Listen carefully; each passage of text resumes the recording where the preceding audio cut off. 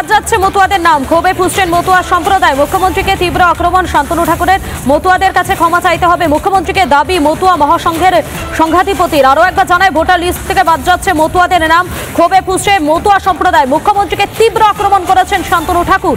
মতুয়াদের কাছে ক্ষমা চাইতে হবে মুখ্যমন্ত্রীকে, এমনটাই দাবি করছেন মতুয়া মহাসংঘের সংঘাধিপতি।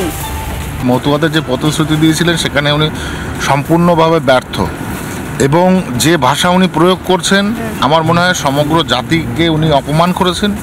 ওনার ইমিডিয়েট ক্ষমা চাওয়া উচিত মতুয়া সম্প্রদায়ের মানুষের কাছে। ঠিক আছে, উনি ভোট চাইতে আসেন কোন মুখ নিয়ে এই সমস্ত বাজে মন্তব্য করেন এবং ভোট চাইতে আসেন? ওনার সবার আগে ক্ষমা চাওয়া উচিত যে সমস্ত ভাষা উনি প্রয়োগ করছেন। এর আগে আমাদের ঠাকুর সম্পর্কে বাজে ভাষা দিয়েছেন উনি ক্ষমা চাননি। উনি কী ভেবেছেন যে উনি সব কিছুর ঊর্ধ্বে উঠে গেছেন? যেদিন পতন হবে সেদিনকে উনি টের পাবেন যে সময় কাকে বলে। মমতা বন্দ্যোপাধ্যায় কি কোথাও ভয় পেয়েছে, মানে মতুয়ারা একটু বিজেপি ঘেঁষা বলে এতে কোথাও কি ভোট? অবভিয়াসলি ভয় পেয়েছে। 1.5-2 কোটি ভোট আছে, তো সেটা একটা ফ্যাক্টর নয় পশ্চিমবঙ্গে, বড় ফ্যাক্টর, যেটা সম্পূর্ণভাবে বিজেপির পক্ষে যেতে চলেছে। কেন ওনার এই যে লাঞ্ছনা বঞ্চনা, এই যে মানুষের প্রতি অবিচার অনাচার, এগুলো কতদিন সহ্য করবে মানুষ?